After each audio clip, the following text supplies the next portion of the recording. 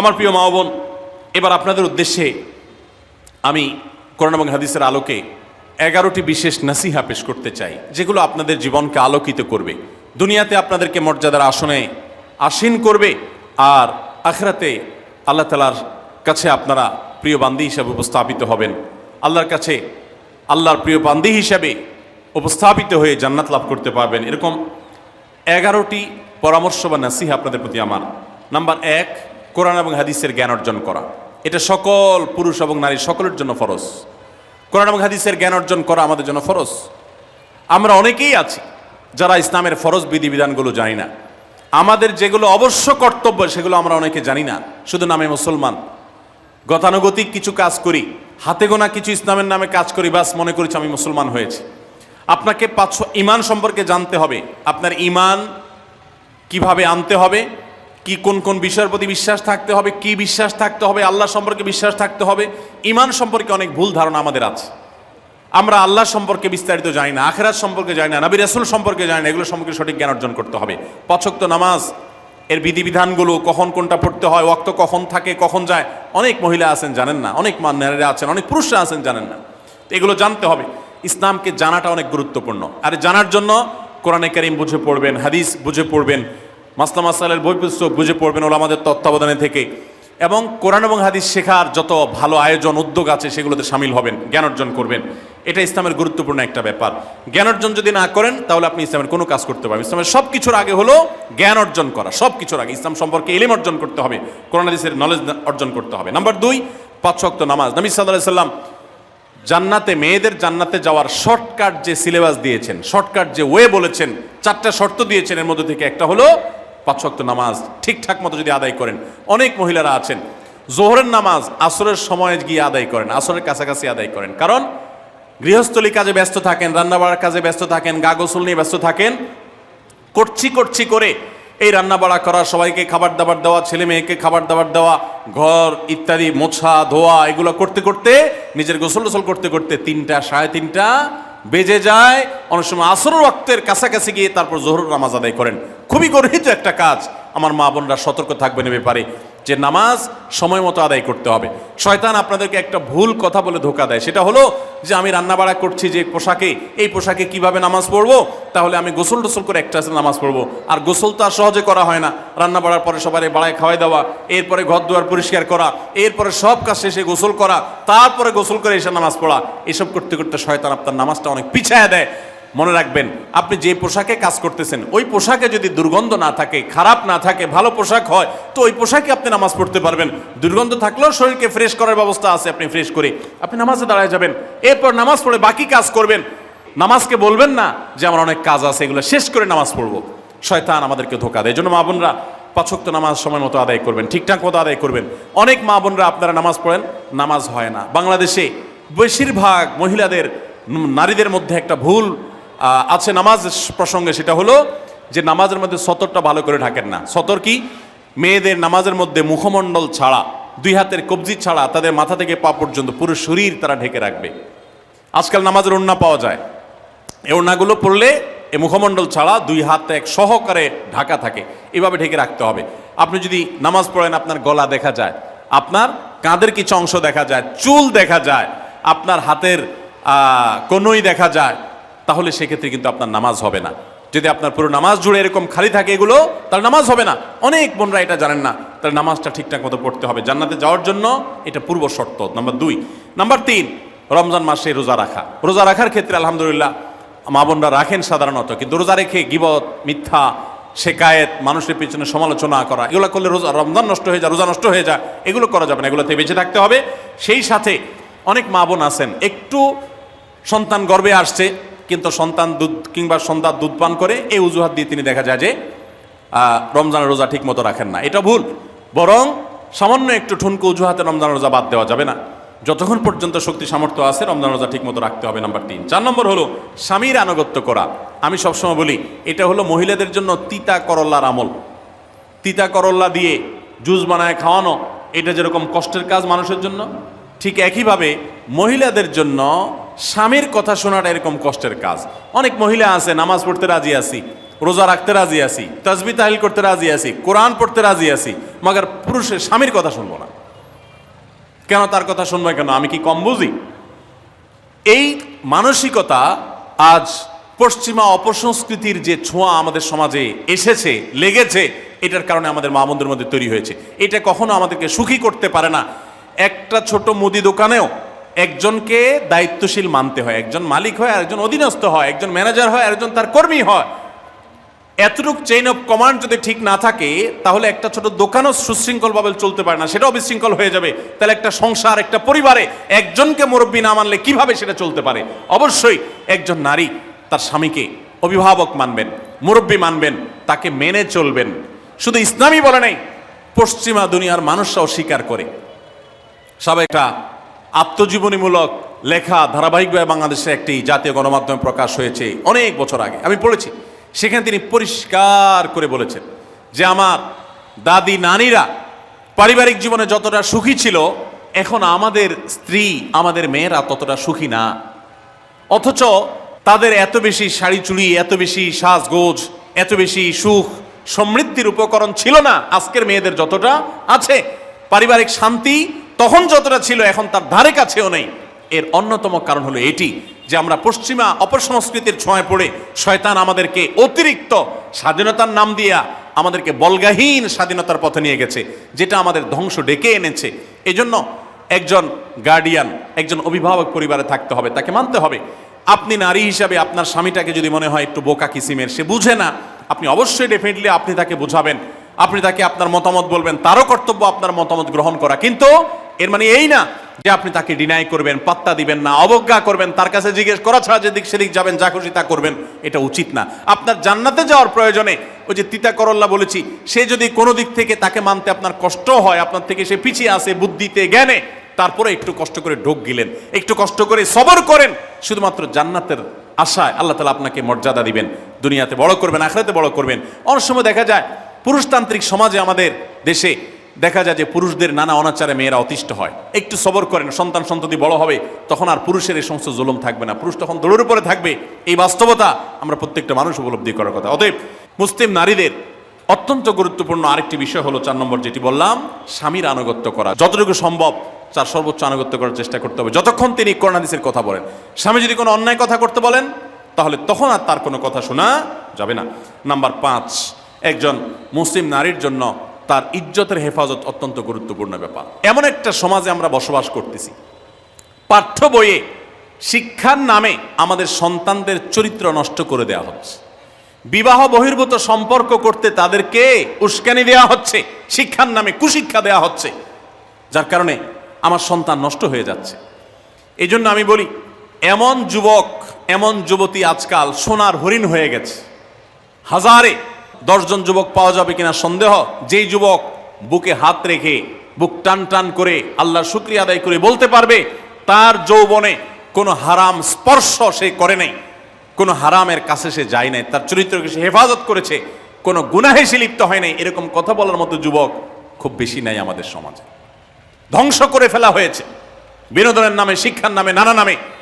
এগুলো আমাদের দেশের সংস্কৃতি ছিল না। এদেশের মুসলমান তো বটে, এদেশের হিন্দুরাও পারিবারিক এই বন্ধনের মধ্যে থেকে তারা তাদের চরিত্রকে হেফাজত করে, বৈবাহিক সম্পর্ক ছাড়া কোনো প্রকার সম্পর্কের মাধ্যমে তাদের যৌন আকাঙ্ক্ষাকে মেটায় না।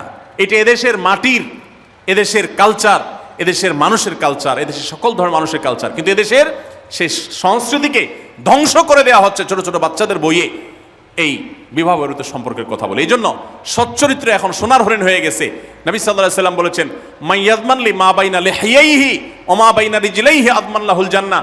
যে ব্যক্তি তার 2 চোয়ালের মাঝখানের অঙ্গ অর্থাৎ মুখ, আর যে ব্যক্তি তার 2 রানের মধ্যবর্তী অঙ্গ, তার লজ্জাস্থানকে হেফাজত করবে, অন্যায় খাতে ব্যবহার করবে না, এটার সংরক্ষণের দায়িত্ব এবং গ্যারান্টি যে ব্যক্তি নিজের ব্যাপারে নিজে নিবে, নবী সাল্লাল্লাহু আলাইহি ওয়াসাল্লাম বলেছেন, আমি তার জন্য জান্নাতের দায়িত্ব নিয়ে নিলাম। যে এটা 2টার দায়িত্ব নিতে পারবে, আমি তার জান্নাতের দায়িত্ব নিলাম। এবং নবী সাল্লাল্লাহু আলাইহি ওয়াসাল্লাম আরো বলেছেন, আকসারু মা ইউদখিলুন নাস আন-নার, মানুষকে সবচেয়ে বেশি জাহান্নামে নিয়ে যায় কোন জিনিসে? আল ফামু আল ফরজ, এই 2টি অঙ্গ, মুখ এবং লজ্জাস্থান। এই জন্য মা বোনরা, অনেকে আপনাদেরকে অনেক প্ররোচনা দিবে, অনেক গুনাহের পথে আহ্বান করবে। আপনাদের মেয়েরা স্কুল কলেজে পড়তে গেলে সেখানে অনেক অন্যায় আবেদন শুনবে, হারামের আহ্বান শুনবে। তাদেরকে সুশিক্ষা দিবেন যে আল্লাহ তাআলা তোমাকে যে চরিত্র দিয়েছে, এই যৌবন দিয়েছে, এটাকে যেখানে সেখানে ব্যবহার করলে হবে না। কিয়ামতের ময়দানে যুবকদেরকে আলাদা করে জিজ্ঞাসা করা হবে, তোমার যৌবনকালে কি করছো সেটা বলো, বুড়া বয়সে এসে কি করছো এটা ইম্পর্টেন্ট না, যৌবনকালে কি করে আসছো সেটার হিসাব দাও। যৌবনকে হেফাজত করার গুরুত্ব এত বেশি, আল্লাহ আলাদা করে জিজ্ঞাসা করবেন। এই জন্য মা বোনদের কর্তব্য তাদের মেয়েদেরকে, ছেলেদেরকে অসৎ চরিত্রতা থেকে হেফাজত করবেন, সংরক্ষণ করবেন, তাদেরকে বুঝাবেন, তাদেরকে সেভাবে বড় করবেন যে বিয়ে শাদীর মাধ্যমে, সাংসারিক জীবনের মাধ্যমে তোমরা তোমাদের এই জীবনকে তোমরা উপভোগ করবে। আল্লাহ তাআলা তোমাদের জন্য যে নেয়ামত রেখেছেন সেই নেয়ামত তোমরা পাবে, কিন্তু অবৈধ উপায়ে কখনো তোমরা সেদিকে পা বাড়াবে না। যারা বাড়ায় তাদের দুনিয়াতেই ধ্বংস হয়, আখিরাত তো আছেই। এই অবৈধ সম্পর্ক করে সুখে থাকে খুব কম মানুষ। যারা যত বেশি এই জগতে যায় তারা তত বেশি অসুখী থাকে দাম্পত্য জীবনে। অতএব একজন নারী তার 5 নম্বর গুরুত্বপূর্ণ বিষয় হলো তার ইজ্জতের হেফাজত, লজ্জাস্থানের হেফাজত এবং তার চরিত্রের হেফাজত। আল্লাহ তাআলা আমাদের মা বোনদেরকে সেই তৌফিক দান করুন। অনেক সময় দেখা যায় যে সবই ঠিক আছে, আপনি সোশ্যাল মিডিয়াতে পুরুষের ছবি দেখে, ভিডিও দেখে আপনি হারাম আনন্দ পাচ্ছেন।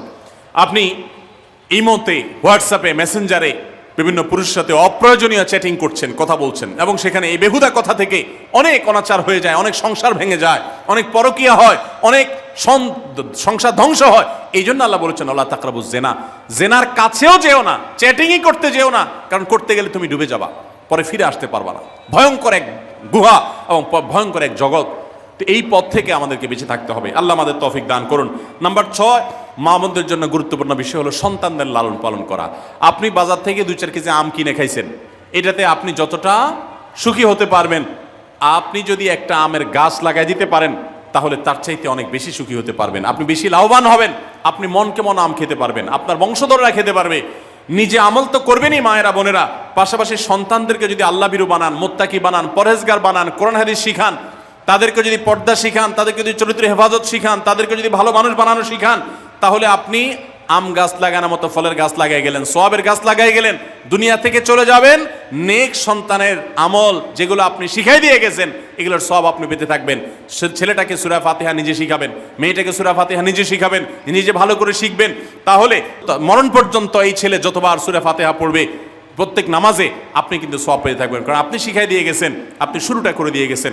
এই জন্য মা বোনদের জন্য সন্তানদের লালন পালন করা, সন্তান দুধে ভাতে আছে কিনা, ভালো জামা কাপড় পরছে কিনা, এর চাইতে ইম্পর্টেন্ট হলো সন্তান আমার নামাজ পড়ছে কিনা, সন্তান আমার আল্লাহকে চিনে কিনা, সন্তান আমার কোরআন হাদিসের শিক্ষা পেয়েছে কিনা। সন্তান একজন স্কুলে যায় না, তার জন্য আমার মাথা খারাপ হলে, সন্তান একজন নামাজ পড়ে না এক ওয়াক্ত, তার জন্য আরো বেশি মাথা খারাপ হতে হবে। তাহলে আপনি দায়িত্বশীল মা হতে পারবেন, দায়িত্বশীল বাবা হতে পারবেন। মনে রাখবেন নবী সাল্লাল্লাহু আলাইহি ওয়াসাল্লাম বলেছেন প্রত্যেকটা শিশু জন্মগ্রহণ করে ভালো মানুষ হয়ে, কেউ জন্মগতভাবে খারাপ হয় না, ডাকাত হয়ে জন্মায় না, তবে তার মা বাপ তাকে নষ্ট করে। কারণ মা বাপ তাকে ঠিক মতো লালন পালন না করে, ভালো পরিবেশ দেয় না, খারাপ ছেলেফেলের সাথে মিশে, তখন সে নষ্ট হয়। এই জন্য আপনার দায়িত্ব সন্তান কার সাথে মিশছে, কোথায় যাচ্ছে, কি করতেছে, মোবাইলে কি দেখছে, সন্তানকে সময় দেন, মোবাইল টিপাটিপি বন্ধ করেন, তাদেরকে নিয়ে বসেন, তাদেরকে কথা শোনান, কোরআন হাদিস পাঠ করে শোনান, তাদেরকে ভালো পরিবেশ দেন, ভালো ফ্যামিলির, দিনদার ফ্যামিলির বাচ্চাদের সাথে তাদেরকে মিশান। ইনশাআল্লাহ আপনি আল্লাহর কাছে এর জন্য উত্তম বিনিময় পাবেন, সওয়াব পাবেন। নাম্বার 7, মা বোনরা বিশেষ করে আপনাদের জন্য গুরুত্বপূর্ণ হলো কৃতজ্ঞতা আদায় করবেন। পুরুষদের জন্য গুরুত্বপূর্ণ, কিন্তু মা বোনদের জন্য বিশেষ গুরুত্বপূর্ণ এই জন্য যে নবী সাল্লাল্লাহু আলাইহি ওয়াসাল্লাম বলেছেন, তিনি জাহান্নামে নারীদেরকে যে দেখেছেন, তাকে যে দেখানো হয়েছে মেরাজে, যে প্রচুর সংখ্যক নারীরা জাহান্নামে, এর অন্যতম একটা কারণ ছিল নেয়ামতের নাশকরি করা। পুরুষদের মধ্যেও নাশকরির কারণে বহু পুরুষ জাহান্নামে যাবে। মা বোনরা স্বামী এবং নিজের জগতে যতটুকু আল্লাহ তাআলা দিয়েছেন এতটুকুর উপর শুকর আদায় করবেন। আপনার স্বামী মানুষটা হয়তো মুখটা খারাপ, কিন্তু তার শরীরটা ভালো আছে, সে আপনাকে উপার্জন করে এনে খাওয়ায়। অনেক মহিলা আছে তার স্বামী হয়তো অ্যাক্সিডেন্ট করে পঙ্গু হয়ে গেছে, সে হয়তো বিছানা শুয়ে বাকি জীবন কাটিয়েছে, তার কষ্টের কোনো শেষ নাই। আপনার স্বামী হয়তো বা তার কোনো দিক থেকে দুর্বলতা আছে, আবার বহু দিক থেকে তার ভালো গুণ আছে। একই কথা পুরুষদের জন্য ইসলাম নির্দেশ করেছে যে তার স্ত্রীর একটা গুণ খারাপ দেখে যদি তার কষ্ট লাগে, তো সে চিন্তা করলে 10টা গুণ ভালো দেখবে, সেটা দেখে শুকর আদায় করা উচিত। এই শুকরিয়া আদায় করা ছাড়া পুরুষ হোক নারী হোক কেউ আল্লাহর প্রিয় বান্দা হতে পারবে না। এজন্য আল্লাহর কাছে শুকরিয়া আদায় করবেন। মায়েরা বিশেষ করে শ্বশুরের বাড়িতে যাওয়ার পর প্রথম অনেক কষ্ট হয়। আমি সবসময় বলি, শ্বশুর বাড়িতে যাওয়ার পর মেয়েরা আমাদের দেশে নানান জুলুম নির্যাতন সহ্য করতে হয়। শাশুড়ি বাঁকা চোখে দেখে, সব শাশুড়ি না, অনেক শাশুড়ি, অনেক সময় ননদরা বাঁকা চোখে দেখে। স্বামী লোকটা জ্বালায় নানাভাবে, দেবররা জ্বালায় নানানভাবে, মানুষ খোঁচাখুচি করে কষ্ট দেয়। একটু ধৈর্য ধারণ করেন, আল্লাহ তাআলা আপনার সংসারে যখন 2-4টা সন্তান দিবে, এরা যখন বড় হয়ে যাবে, এগুলো সব আপনার বাহিনী হয়ে যাবে, তখন দেখবেন ওই বুড়া আস্তে আস্তে চুপসে গেছে, বুড়ার বড় কোনো গলা নাই, বড় কোনো কথা নাই, কারণ পোলাপান সব মায়ের পক্ষে থাকে, বুড়া সব আস্তে আস্তে সাইজ হয়ে যায়। এই জন্য মা বোনরা সবর করবেন, ধৈর্য ধারণ করবেন, খবরদার ধৈর্য হারা হবেন না, শুকর আদায় করবেন। নাম্বার 8, কখনো মুখ খারাপ করবেন না, গালিগালাজ করবেন না, অভিশাপ দিবেন না। অনেক সময় পোলাপান একটু উল্টাপাল্টা করলে তাদেরকে অনেক মা অভিশাপ দিয়ে দেন, গজব ঠাডা দিয়ে দেন, বদদোয়া করেন, মুখ দিয়ে খারাপ কথা বলে ফেলেন। এগুলো খুব খারাপ জিনিস। নবী সাল্লাল্লাহু আলাইহি সাল্লাম বলেছেন, যদি কাউকে গজব ঠাডা দেওয়া হয় তো এটার উপযুক্ত না হলে যে দেয় তার উপরে এসে পড়ে, এরকম ভয়াবহ একটা বিষয়। এই জন্য কোন অবস্থাতে এগুলো যেন না হয়। এবং মেয়েদের জাহান্নামে যাওয়ার অন্যতম, বেশি জাহান্নামে যাওয়ার অন্যতম একটা কারণ এটাও যে তাদের মধ্যে, অনেকের মধ্যে, আমি সবার কথা বলছি না, যে এই ধরনের গালিগালাজ করা, অভিশাপ দেওয়ার বৎস্বভাব আছে। এই বৎস্বভাব বহু পুরুষের মধ্যেও আছে, সবাইকে ছাড়তে হবে। নাম্বার 9, আত্মীয়তার বন্ধন রক্ষা করার পরে দায়িত্বশীল হতে হবে। স্বামীকে স্বামীর ভাই বোনের সাথে সম্পর্ক ভালো রাখতে কখনো বাধা দিবেন না। অনেক মহিলা আছে বোকার মতো কাজ করে। স্বামী যদি স্বামীর ভাইকে টাকা পয়সা দেয় সে অপছন্দ করে, স্বামী যদি স্বামীর বোনকে টাকা পয়সা দেয় সে এটাকে পছন্দ করে না, মা বাবার খোঁজ খবর বেশি নিলে তার কাছে ভালো লাগে না। এই মহিলা হলো নির্বোধ। কেন নির্বোধ? কারণ নবী সাল্লাল্লাহু আলাইহি সাল্লাম বলেছেন যে মান সাররাহু আন ইউবসাতালাহু ফি রিজকিহি আও ইউনসালাহু ফি আথরি ফালিয়াসিল রাহিমা, যে ব্যক্তি চায় তার রিজিকে আল্লাহ বরকত দেখ, তার হায়াতে বরকত দেখ, সে যেন রক্ত সম্পর্কে আত্মীয়দের সাথে সম্পর্ক বেশি ভালো রাখে। তাহলে আপনার স্বামীর রিজিক বেশি হোক, টাকা পয়সা বেশি হোক, তার হায়াতে বরকত হোক, এটা যদি আপনি চান তাহলে আপনি বরং তারা উৎসাহিত করা উচিত। তোমার ভাইটার খবর নাও, তোমার বোনটার বাড়িতে যাও, তোমার মা বাপের খেদমত করো, তাদের সাথে যত সম্পৃক্ত থাকবে আপনার স্বামীতে আল্লাহ তাআলা তত বরকত দান করবেন। এই জন্য তাকে সেটা করবেন। আবার পুরুষদেরও উচিত মেয়েদেরকে সুযোগ দেওয়া, তারা তাদের বাপ, মেয়েরও তো কর্তব্য আছে তার বাপ মার প্রতি, বাপ মার খেদমত করবে, বাপ মার জন্য হাদিয়া তোফা দিবে। অনেক পুরুষরা আছে মেয়েদের পাওনা অধিকারই দেয় না, হাদিয়া তোফা কোত্থেকে দিবে, তাদের মহরটাই দেয় না, তাদের হাত খরচ দেয় না। আলাদা কিছু হাত খরচ দেওয়া উচিত, যে তার মতো সে খরচ করবে, তার মা বাপের জন্য খরচ করবে। এগুলোর বিনিময়ে আমরা আল্লাহর কাছে জান্নাত পাবো। অতএব এই আত্মীয়তার সম্পর্ক রক্ষা করা গুরুত্বপূর্ণ। নাম্বার 10, সাদাকা করবেন। সাদাকা জাহান্নাম থেকে মুক্তির কারণ। নবী সাল্লাল্লাহু আলাইহি সাল্লাম জাহান্নামের ব্যাপারে সতর্ক করেছেন আপনাদেরকে, আমাদের সবাইকে। অতএব সাদাকা দিলে জাহান্নাম থেকে মুক্তির একটা পথ আমরা পাই, সুগম হয়। এবং নবী সাল্লাল্লাহু আলাইহি সাল্লামের সময় মহিলা সাহাবীরা তাদের গহনা খুলে আল্লাহর রাস্তায় দান করতেন। এজন্য মসজিদ, মাদ্রাসা, বিভিন্ন গুরুত্বপূর্ণ যে দানের খাতগুলো আছে সেগুলোতে বেশি বেশি দান করবেন, বেশি বেশি আল্লাহর রাস্তায় ব্যয় করবেন, যতটুকু তৌফিক আছে ততটুকু। এখন মহিলারা দান করবে কোত্থেকে? পুরুষরা মহরের টাকাই পরিশোধ করে না, বেচারে দান করবে কোত্থেকে? এই জন্য পুরুষরা দায়ী হবে, এবং মহিলারাও তাদের মহরের টাকা যেন অনাদায় না থাকে, তারা যেভাবে চেষ্টা করলে হয় সেভাবে চেষ্টা করবেন, এবং তাদের হাত খরচ আলাদা দেওয়া উচিত, এবং তারা পর্দার মধ্যে থেকে তাদের মতো উপার্জনও করতে পারেন, সেটাও শরীয়ত তাদের জন্য সুযোগ রেখেছে। যেভাবে হোক তারাও সাদাকার চেষ্টা করবেন। 11 নম্বর সর্বশেষ হলো সময়ের অপচয় করবেন না। এখন এমন একটা সময় চলছে বেশিরভাগ মানুষ জাহান্নামে যাবে, যেই কারণে আজকের যুগে সবচেয়ে বেশি আমরা বিপদগামিতার মুখে যাচ্ছি, যে কারণে সেটার অন্যতম হলো এই স্মার্টফোনের অপব্যবহার। আমরা অনেকে আছি টেলিভিশনের বিভিন্ন সিরিয়ালে আসক্ত, অনেকে আছি বিভিন্ন নাটক সিনেমায় আসক্ত, অনেকে আছি ফেসবুক এবং ইউটিউব এগুলোতে আসক্ত। বিশেষ করে মা বোনদেরকে বলছি, অনেকেই আছেন এখনো রিমোট ছাড়া তার পেটের ভাত হজম হয় না, সারাদিন রিমোট হাতে বসে থাকেন, একটা পর একটা সিরিয়াল এবং চ্যানেল পাল্টাতে থাকে। মনে রাখবেন, সফল ইমানদার হতে হলে এই অনর্থক কাজ না ছাড়লে আপনি সফল ইমানদার হতে পারবেন না। অনেকে নামাজে পড়ে আবার সিরিয়ালও দেখে, অনেকে আছেন ফেসবুকে ঘন্টাকে ঘন্টা, ইউটিউবে ঘন্টা ঘন্টা সময় নষ্ট করেন। এর জন্য আল্লাহর কাছে জবাবদিহি করতে হবে। কিয়ামতের ময়দানে আল্লাহ তাআলা কয়েকটা প্রশ্ন উত্তর দেওয়া ছাড়া একজন মানুষকেও নড়তে দিবেন না। এর ভিতরে একটা হলো যে তোমার সারা জীবনে কি অর্জন করেছো। সময়ের অপচয় করা যাবে না। সময় হলো জীবনের সবচেয়ে মূল্যবান সম্পদ। অতএব আল্লাহ তাআলা আমাদের সবাইকে জীবনের এই অমূল্য সম্পদ সময়কে সংরক্ষণ করার তৌফিক দান করুন। মা বোনরা, আপনাদেরকে আমি আল্লাহর ওয়াস্তে উপদেশ করতেছি, যারা বদভ্যাস আছে ফেসবুক ইউটিউবে ঘন্টা ঘন্টা পড়ে থাকার, প্রয়োজনে এগুলো সব ডিলিট করে দেন মোবাইল থেকে। প্রয়োজনে আপনি এই মোবাইল বিক্রি করে বাটন ফোনে চলে যান। নিজের বদভ্যাসকে নিয়ন্ত্রণ করতে না পারলে প্রথমে চেষ্টা করেন, এরপর না পারলে প্রয়োজনে বাদ দিয়ে দেন। আল্লাহর জন্য যদি ত্যাগটা করেন, কি আমাদের বলতে পারেন, আল্লাহ গুনাহ থেকে বাঁচার জন্য, তোমাকে খুশি করার জন্য আমি স্মার্টফোন পর্যন্ত রাখি নাই, বাটন ফোনে চলে গেছি। আল্লাহ তাআলা খুশি হবেন ইনশাআল্লাহ বিইذنিল্লাহ। বহু মায়েরা তাদের সন্তান নষ্ট হয়ে যাচ্ছে এই মোবাইলের আসক্তি, সিরিয়ালের আসক্তির কারণে। তাদের স্বামীর সাথে সম্পর্ক নষ্ট হয়ে যাচ্ছে এই সমস্ত আসক্তির কারণে। অনেক গুনাহের পথে তারা চলে যাচ্ছেন এই সমস্ত আসক্তির কারণে। এই জন্য এগুলোকে নিয়ন্ত্রণ না করলে আপনি কখনো নেককার হতে পারবেন না। আপনার সন্তানকে মোবাইল দেখে খাওয়াবেন না। আমি আমার সন্তানকে মোবাইল দেখে খাওয়াই না। আমরা সব জায়গায় বলি মোবাইল দেখা, কার্টুন দেখায়, মোবাইল দেখায় বাচ্চাকে খাওয়াবেন না। বাচ্চা কাচ্চা এখন ক্রেজি হয়, আধপাগল কিসিমের হয়, জিদি হয়, বদমেজাজি হয়, ভাঙচুর করে। কেন হয়? কারণ সারাদিন আপনি ওর মোবাইলে কি দেখান? কার্টুন দেখান। কার্টুন মানে কি? মার মার, কাট কাট, হ্যাঁ, সব কিছু ধ্বংস করে ফেলা, গুলি করা, বোমা মারা, হ্যাঁ, সাপ হয়ে সব খেয়ে ফেলা, এটাই তো।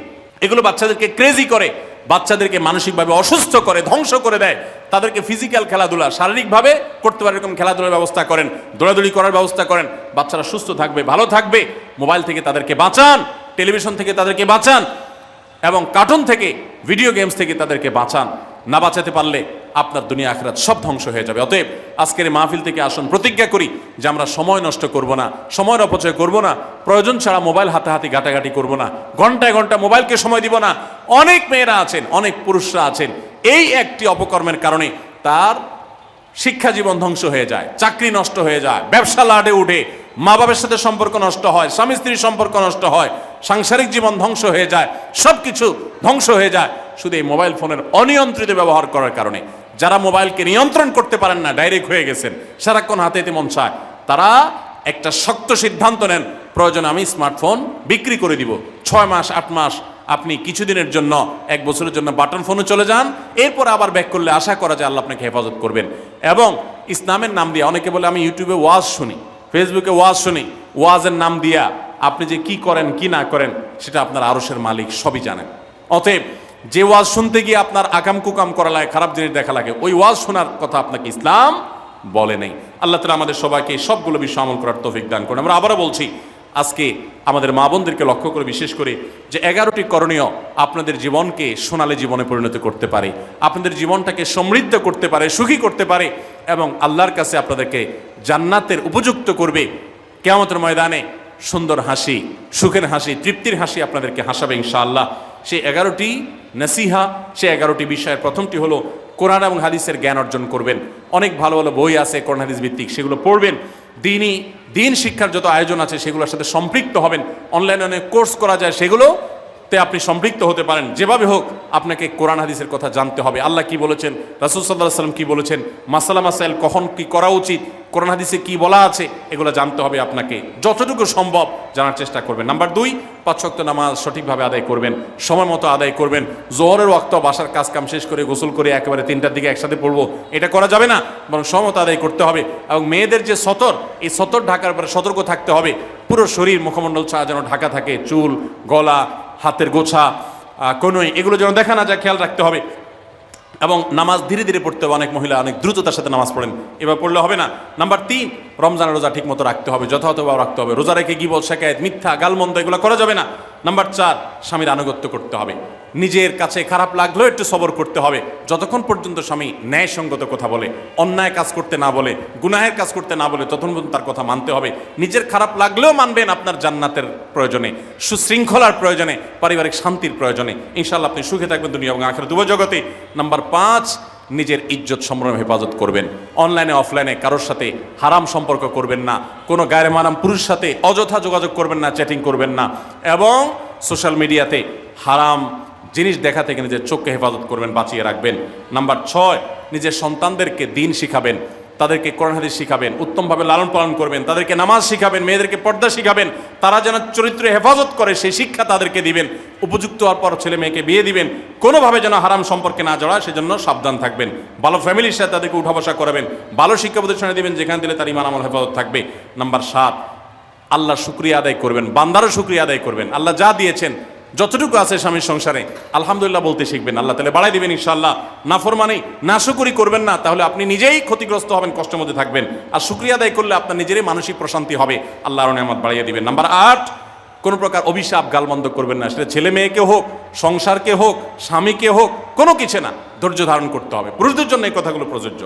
আর নাম্বার 9, আত্মীয়তার সম্পর্ক রক্ষা করতে হবে, ছিন্ন করা যাবে না। নিজের স্বামীকে তার বাপ, তার বোন, তার মা, তার ভাই, তাদের সাথে সুসম্পর্ক বজায় রাখতে সাহায্য করবেন, বাধা দিবেন না, পারলে আরও সাহায্য করবেন, এতে আপনারই লাভ হবে। আবার স্বামীদেরও উচিত স্ত্রীকে তার পরিবারের সাথে সম্পর্ক বজায় রাখার জন্য সাহায্য করা। মেয়েদের উচিত তাদের মা, তাদের বোন, ভাই, তাদের সাথে আজকাল মোবাইলে যোগাযোগ করা যায়, খোঁজখবর নেবেন, কথাবার্তা বলবেন। স্বামীর সংসারে আসছেন দেখে বাপের সংসার ভুলে যাবেন, সেটাও যেন না হয়, খেয়াল রাখতে হবে। নাম্বার 10, যতটুকু সম্ভব দান সাদাকা করবেন। দান সাদাকা জাহান্নাম থেকে মুক্তির কারণ হয়, সেটার জন্য সাধ্য অনুযায়ী করবেন। পুরুষরা তাদের জন্য এক্ষেত্রে হেল্প করবেন, যাতে তাদের মোহর ইত্যাদি দেওয়া, মাসে হাত খরচ কিছু দেওয়া, যাতে তারা সাদাকা করতে পারে সেই সুযোগ। আজকাল দেখা যায় অনেক মেয়েরা টাকা পয়সা পেলে মার্কেটে চলে যাবেন, কি কিনবে এটা নিয়ে অস্থির হয়ে যান। মার্কেটে আপনি যা দরকার হলে যাবেন, কেনা দরকার হলে কিনবেন, কিন্তু দানের জন্য একটা খাত রাখবেন। পারিবারিক সাদাকা বাক্স, একটা বাক্স রাখবেন, যে খুচরা টাকা পয়সা বা বিভিন্ন টাকা পয়সা ছেলে মেয়েরা রাখবে, আপনি রাখবেন, উৎসাহিত করবেন। এটা দিয়ে একটা গরিব ফ্যামিলি মুখে হাসি ফোটাবেন, একটা ভালো কাজ করবেন, পারিবারিকভাবে এরকম দানের ব্যবস্থা করবেন। বোনেরা, সর্বশেষ হলো সময় নষ্ট করবেন না সোশ্যাল মিডিয়াতে। আল্লাহর ওয়াস্তে এটা থেকে নিজেকে বাঁচাবার জন্য সংগ্রাম করেন। যারা এখনো এই রোগ থেকে বাঁচতে পারেন নাই, আল্লাহর কসম করে বলছি, দুনিয়ার জীবনটাই ধ্বংস হবে, অসুখী থাকবেন, অশান্তিতে থাকবেন, আখিরাতের ধ্বংস তো আছেই। অতএব ফেসবুক, ইউটিউব, এটা যদি আপনাকে দেখতে হয়, খারাপ কিছু যেন না আসে সেভাবে ফিল্টার করে নেবেন, এবং নিয়ন্ত্রিত নির্দিষ্ট সময়ের বেশি দেখবেন না। 10 মিনিট 10 মিনিট, সকাল দুপুর রাত, এর বেশি বিকাল, আমি এর বেশি দেখবো না। ঘন্টায় ঘন্টা টিপবেন না।